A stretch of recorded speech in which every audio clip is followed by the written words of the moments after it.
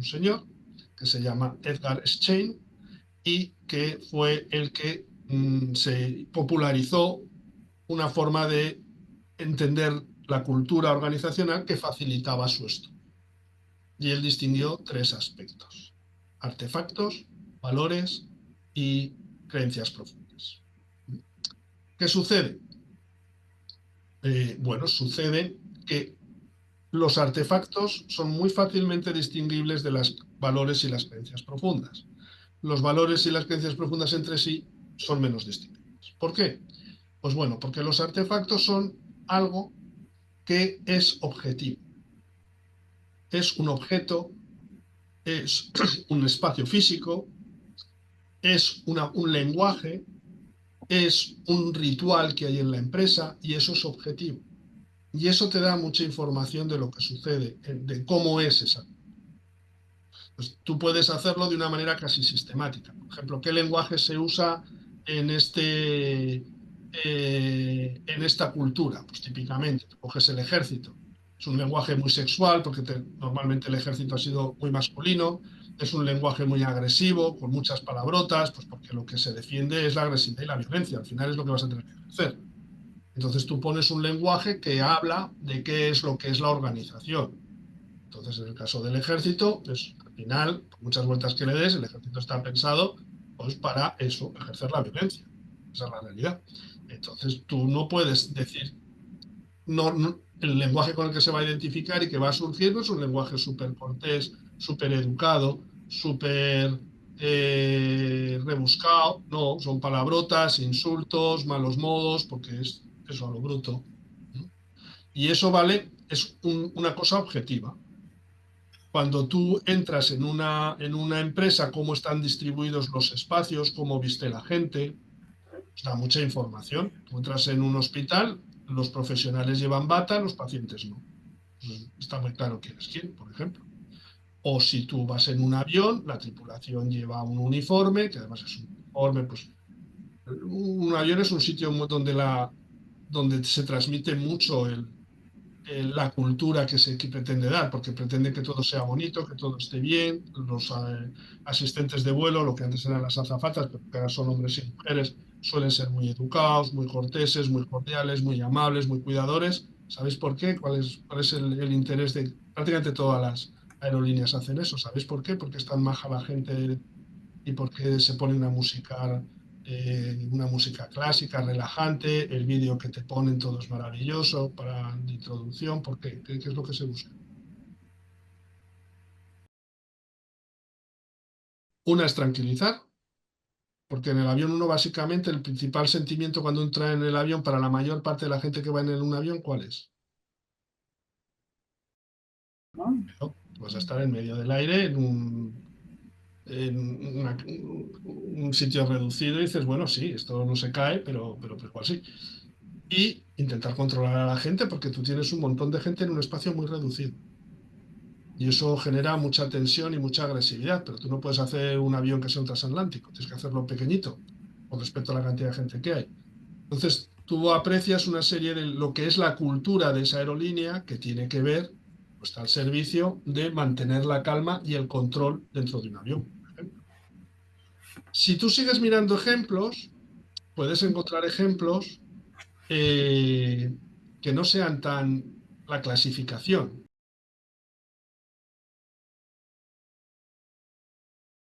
En una, en una organización que se trabajaba con personas con discapacidad intelectual y entraba en una residencia y me llamaba mucho la atención que el felpudo que se pone era un felpudo enorme. O sea, tú entrabas por la puerta, no sé si alguien me lo habréis oído contar, pero era un felpudo enorme, siempre me acuerdo cuando explico estas cosas, que iba de lado a lado, de tal manera que tú cuando entrabas era imposible no pisar el felpudo.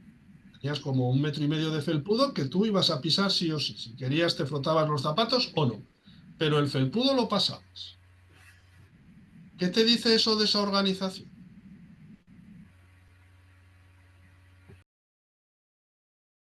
¿En qué sentido?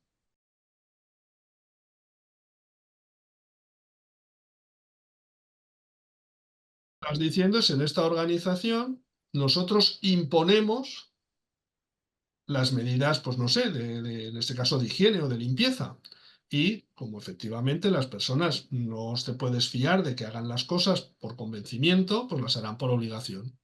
Pues todo el mundo, no sé si se limpiará los zapatos, pero por lo menos pasará por el felpudo, porque no se puede obligar a alguien a limpiarse los zapatos. Entonces, eso te da mucha idea de lo que es eso.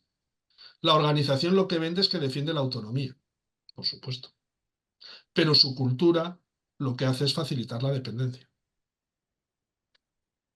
Entonces, es un detalle, pero te da mucha información.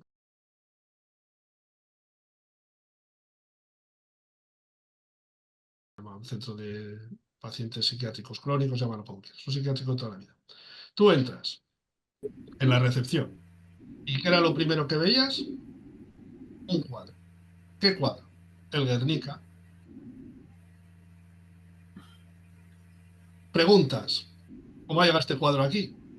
Entre una reproducción, lo digo. Lo pintaron los pacientes. ¿Qué te están diciendo?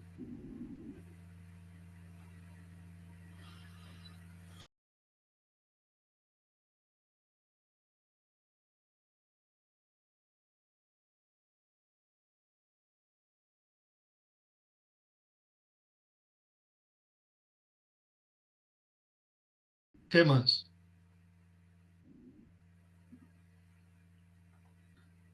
Horror, caos, el Guernica, ¿qué más os sugiere? ¿Cómo?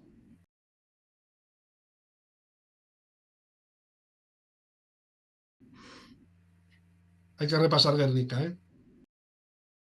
Tristeza, dolor, mucho sufrimiento, Mm. figuras retorcidas, muchísimo sufrimiento y abuso. Una población que era un pueblo y se bombardea. Un abuso, no hay defensa, estás indefenso, te caen las bombas y te aguantas. La guerra pues es así y ya está, te aguantas. Entonces te están explicando lo que pasa allí, lo que hay en realidad. Eso que son los artefactos son lo que realmente te da la información de cuál es la cultura, porque muchas veces se vende una imagen, como pasaba en el centro de chicos con discapacidad intelectual, tú vendes una imagen, pero luego en realidad vas a hacer lo contrario. Y eso es bastante frecuente, ¿sabes? Entonces, si tú te fijas en los detalles objetivos, puedes tener acceso a realmente la personalidad. Es como cuando tú ves una persona, una cosa es la historia que te cuenta y otra cosa es que tú ves detalles objetivos, pues de cuál es su realidad.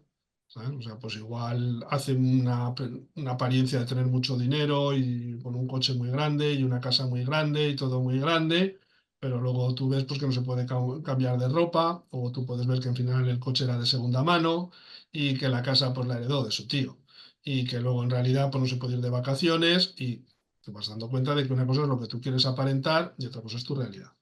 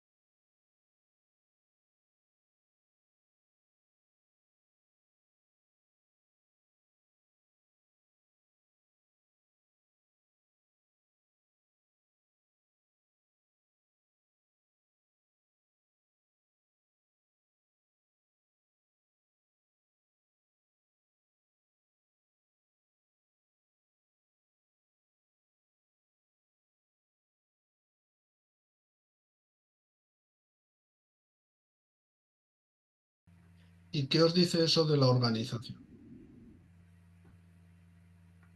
La imagen esta del expediente, tal y como lo ha comentado, de ser un buen expediente que no para de crecer. ¿Qué os dice de la organización?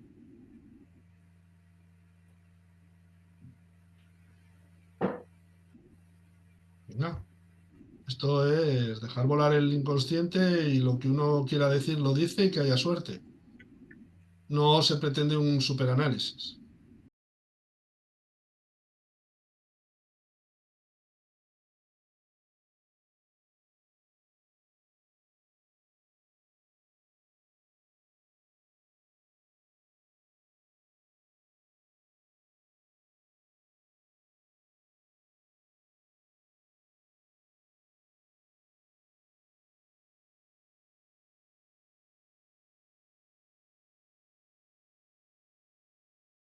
Un expediente habla de la cantidad de trabajo, no solo que uno pueda tener pendiente, sino que se ha realizado. Es una exhibición de trabajo, de fíjate cuánto trabajo se ha hecho, pues de alguna manera evaluando el centro que sea. Más cosas.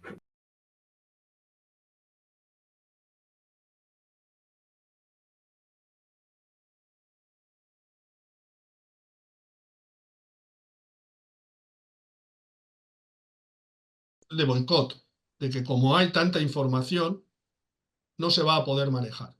Más.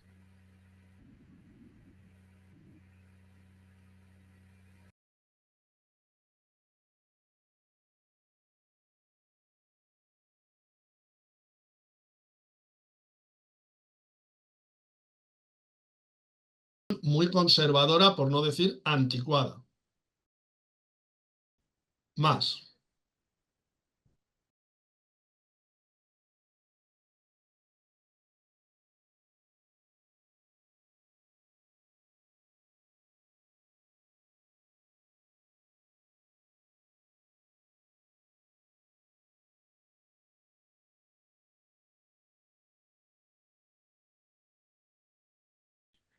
El expediente puede justificar que no trabajemos porque estamos ya saturados. Porque además cada inspección es tremendo, porque me tengo que estudiar toda la historia de la inspección, con lo cual de alguna manera se vuelve a esa idea de que no vamos a trabajar por lo mucho que trabajamos. O sea, la apariencia es de muchísimo trabajo, porque fíjate qué expediente tan grande, pero en realidad no vamos a poder trabajar mucho o por lo menos ser eficaces, porque cada inspección hay que repasar la historia. Otra cuestión es la importancia de la historia. O sea, es muy importante lo que otros hicieron en la inspección, que de alguna manera te va a condicionar la tuya. No es que tú empieces y hagas una inspección según te parece, sino que tú tienes que tener en cuenta lo que otros hicieron y cómo otros lo vieron, no ya ese centro, sino el centro de cuando fueron a hacer la inspección. O sea, hace 10 años ese centro era distinto y hace 5 también. Entonces tú tienes que mirar a ver cómo fue la inspección de un centro que ahora en realidad ya no existe. Entonces, ¿qué cantidad de energía se va a se difunde, se pierde, se disipa en algo inútil, algo más?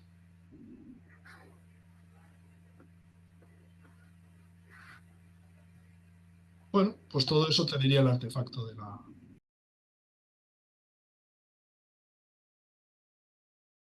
Pues tú imagínate si en vez de un artefacto, porque bueno, no te puede ser, evidentemente cualquiera de las cosas que hemos dicho puede ser, no ser desacertada, pero calcula si sacas cinco artefactos, la cantidad de información que uno puede obtener de cosas que parece, bueno, el que está dentro las ve tan cotidianas que normalmente no les da mucho valor ni simbólico ni de ningún tipo, porque es lo que hemos dicho, cuando tú estás dentro de la cultura de una familia o de una organización, tú ves natural lo que no es natural, es propio de esa organización.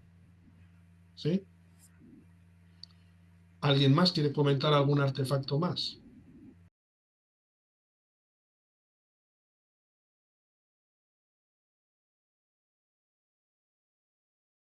¿Que no es casualidad o que sí? ¿Qué crees que...?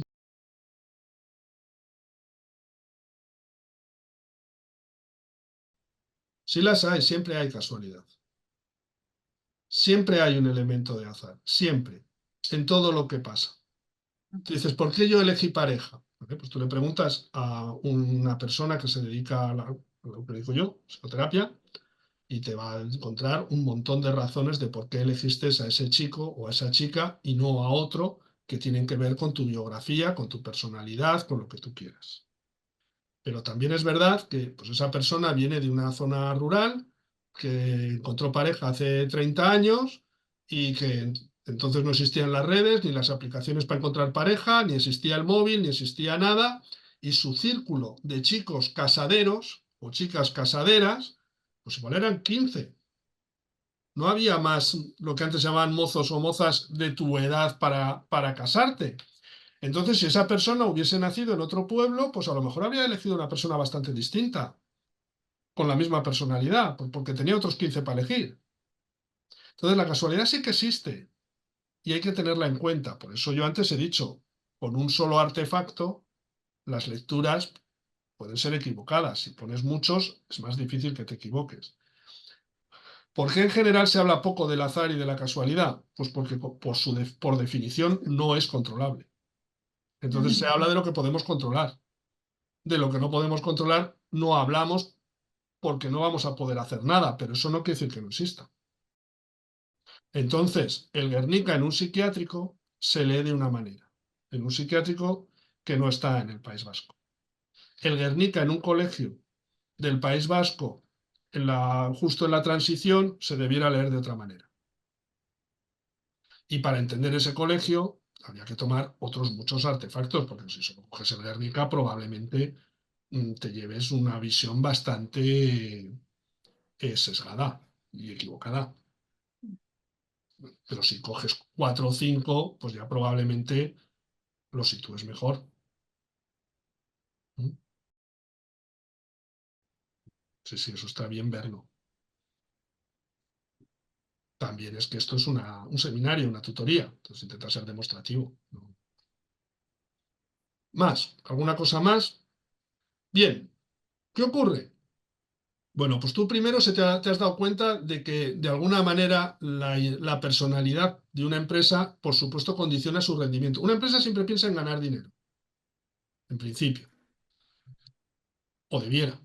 Mm, Puede ser, no sé, una empresa pública que su principal objetivo es el servicio que presta, pero aún así, aunque no sea ganar dinero, debe de pensar en ser mínimamente rentable o por lo menos poco deficitaria. O sea, el dinero rige en principio una organización empresarial, incluso aunque sea pública. Bueno, vale, no se trata de que propiamente ganemos dinero, pero bueno, que tampoco las pérdidas sean de tal calibre que esto sea insostenible. O sea, que siempre el dinero está de alguna manera guiando.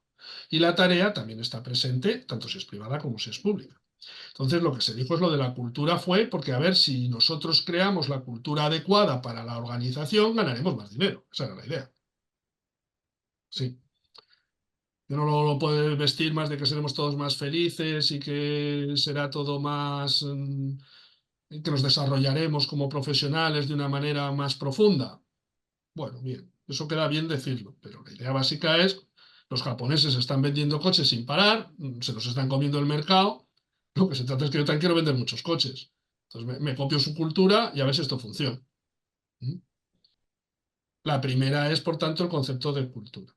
La segunda es cómo analizar la cultura. Lo que son los valores y las creencias profundas, los valores hacen mención más a una cuestión intelectual. Por ejemplo, en una empresa tú dices, es una ONG, aquí el dinero está mal visto. ¿Por qué? Porque es una ONG. Y entonces lo que se hace es prestar un servicio. Entonces, que una persona gane dinero, en principio se lleva con dificultad. Eso se ve en supervisión. Cuando se intenta supervisar una ONG, no antes espera que el supervisor tampoco cobre, porque aquí no cobra nadie. Entonces, si no cobra nadie, pues ¿qué vas a cobrar tú? No es que sea una verdad fija, pero hay esa tendencia. O el cliente es el enemigo. Hay sitios donde al cliente se le ve como un auténtico enemigo, que lo único que va a hacer va a ser complicarte la vida y hacerte la vida imposible, y entonces el profesional tiene una actitud defensiva frente al cliente o hacia el usuario. Otras es al revés. El cliente siempre tiene razón y hay que hacer siempre lo que diga. Todo eso son valores de la empresa. Entonces, cada empresa tiene los suyos. Tienen que ver con sus prejuicios, tienen que ver con sus principios, con su escala de valores. Cuando tú llegas a un trabajo y te dicen, aquí, si no te dicen que hagas algo, no lo hagas, ¿eh? Eso se le dice mucho al nuevo se le explican los valores. No hagas nada que no te piden, que te pidan. A ver si te crees que tú vas a ser aquí el listillo. o el que quiere hacer mérito. Eso es un valor en esa empresa. En otra empresa es al revés. Tú toma iniciativas y cuanto más aportes, mejor. ¿Mm? Yo me acuerdo cuando estaba en la universidad, yo estuve unos cuantos años en la universidad. En los últimos estaba de profesor adjunto, que era el equivalente a un becario, pero en profesor, la escala más baja. Entonces éramos los que realmente metíamos horas en los laboratorios. Y yo siempre me acordaré que de repente me subo al ascensor, y era un ascensor sin puertas. Y en una de las paredes, que por donde tú bajabas, una pared de piso y piso, había pared, lógicamente, como no había puertas, pues tú la veías. Y había un adhesivo en la pared, grande. Ponía, para trabajar aquí no hace falta ser tonto, pero ayuda. Y yo que era un crío y que me pensaba que estaba en el templo del conocimiento mundial, que como la Universidad de Barcelona no había nada, como que aquí estamos los listos, como que aquí merece la pena que si eres tonto mejor, Dios, ahora aquí las mentes privilegiadas del país. Ya lo entendí, ya.